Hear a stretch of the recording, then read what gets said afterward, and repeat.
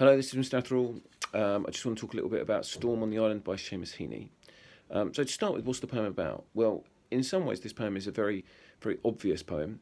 It's about a storm that happens on an island, as the title suggests. But there's potentially a little bit more going on than that.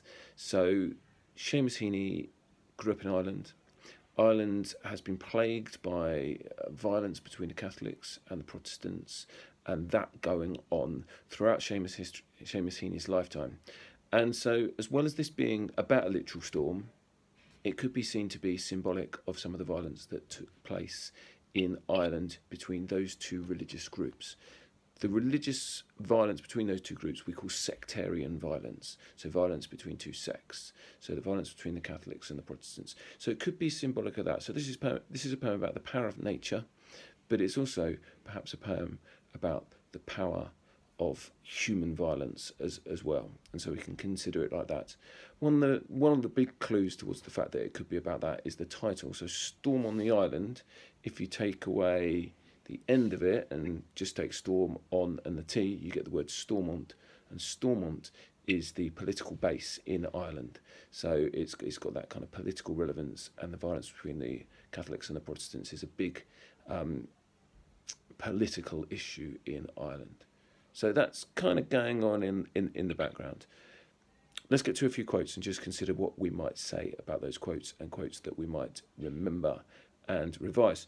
So the first quote that I want to talk about is just these two words that say exploding comfortably. So this is talking about the sea hitting the cliffs, exploding comfortably. So those two words together, explosions and comfort, don't normally go together. They seem to not fit together naturally. And so when a word seems to contradict the word that comes after it, that's called an oxymoron. So we've got an example of an oxymoron here. An explosion is obviously a violent word and talks about the power of nature, but the fact that it's comfortable, I think, is saying that this is an often occurrence. It's happening regularly. So that could be about nature and about nature's regular battering of this island, but also, if we consider the context, about the fact that the violence is so regular that people are less and less shocked by it, and they can sit in the comfort of their own homes and see it on the news and be unaffected by it. So I think it could potentially mean both those two things, and both exploding and comfortably are really good words to zoom in on and talk about the connotations of those two words. Okay, the next quote I want to talk about is spits like a tame cat turned savage. So this is describing the spray that's hitting the window.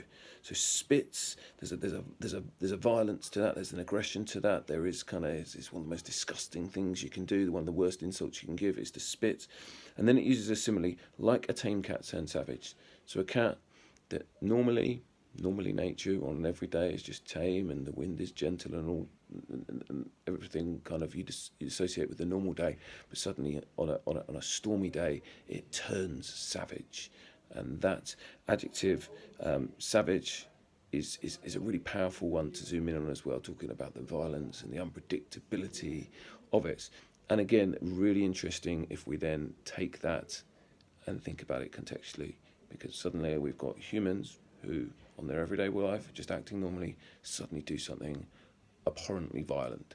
So really interesting in terms of context as well. And the last quote I want to talk to is actually three quotes together. So there's three words that all refer to war. So strafes, which is like an aerial bombardment. We've got salvo, which is a simultaneous discharge of weapons, and we've also got bombarded. So those three words, they kind of are all quite close together, but I would remember those three as a group. So salvo, strafes, and bombarded. And I would talk about that as being as those three words being in a semantic field of war. So a semantic field is when you've got words that are to do with the same subject. So those three words are all war words. So they're partly used to emphasise the power of nature and how nature is like war, and so it emphasises the violence, but also contextually links us back to the idea of violence and the sectarian violence that was occurring in Ireland at this point in history. Hope that's been helpful.